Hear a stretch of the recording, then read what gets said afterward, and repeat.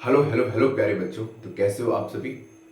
Sir बहुत ज़्यादा nervous हैं। नवंबर स्टार्ट हो गया है, फरवरी से बोर्ड एग्ज़ाम है, अलार्म बज चुका है और सर टेंशन के मारे दिमाग बिल्कुल भी काम नहीं कर रहा है।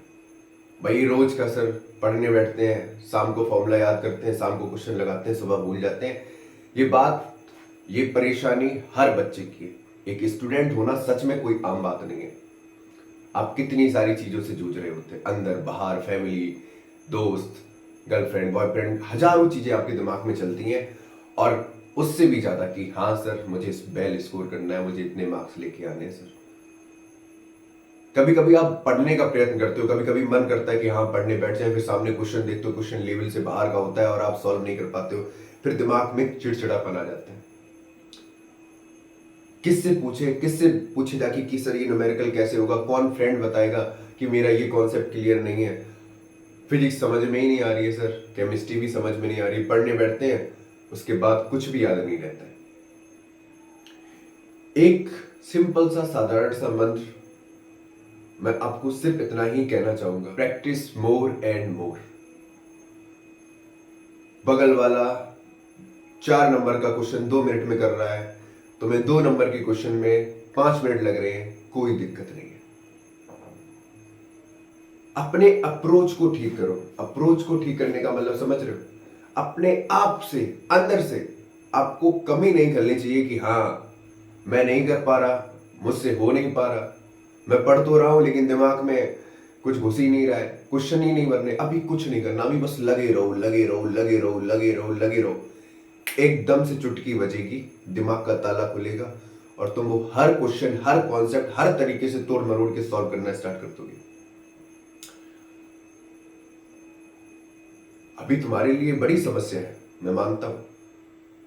मार्क्स ना आना भी बहुत बड़ी समस्या है। अभी मैंने बोर्ड एग्जाम की, मतलब हाफ ईयरली क्लास 10th की कॉपी चेक की, उसमें बच्चों को ओम्स लॉ लिखना नहीं आता है।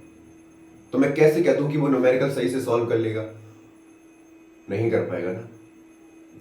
तो बहुत सरल तरीका क्या है, सरल तरीका यह है, जिस भी टीचर पे आप बहुत ज्यादा भरोसा करते हो, जिस भी टीचर को आप बहुत मानते हो, जिस भी टीचर का आपको बहुत अच्छे से समझ में आता है, आप कुछ नहीं करो, उसके नोट्स, उसके कंटेंट को आप एक इतनी मोटी 30, 20, 40 जितने रुपए की रफ कॉपी आती है, मोटी वाली, ब्लैक वाली, वो सामने रखो, उस पर लिखना स्टार्ट करो। पेन को एकदम खाली कर दो, लिख लिख के practice more and more, more and more.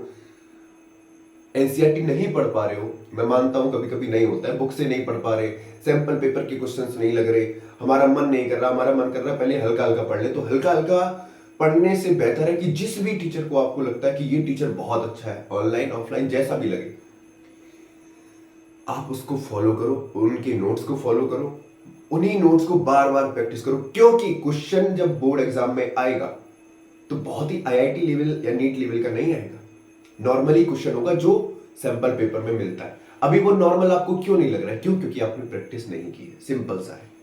जब आप प्रैक्टिस करोगे ना, एक चैप्टर को 3 से 4 बार पढ़ लो। अभी इलेक्ट्रिसिटी कितना है, 20 पेज का होगा, 15 पेज का होगा। मत सोचो कि न्यूमेरिकल सॉल्व कर रहे हैं, बस इतना सोचो कि मुझे जो शब्द इसमें लिखे हैं बार बार हमें अपनी रफ कॉपी में उतारना है। आप कहोगे सर ये तो रट्टा मारना हो गया। नहीं, जब आप प्रैक्टिस मल्टीपल टाइम्स करते जाओगे ना, तो वो रटना भी एक तरह से क्या हो जाता है, लर्निंग प्रोसेस बन जाती है। समझ में आ गया? रट्टा नहीं होता है वो। B=IR हर किसी ने रटा है बेटा। बस जो बहुत ज्यादा अच्छे से रट लेता वो कॉन्फिडेंट होके बोल देता कि नहीं मुझे तो याद है, इससे रिलेटेड न्यूमेरिकल भी कर लेंगे। ठीक है, इतना ज्यादा अपने आप को बिल्कुल कमजोर नहीं मानना है, अभी डरना नहीं है। अगर आप ये वीडियो देख रहे हो तो आपको सिर्फ इतना सा करना है, प्रैक्टिस मोर एंड मोर।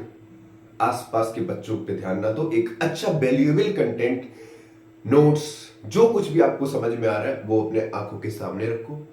ठीक है, उन नोट से आपकी दूरी नहीं बढ़नी चाहिए जब तक आपका एग्जाम नहीं हो जाता।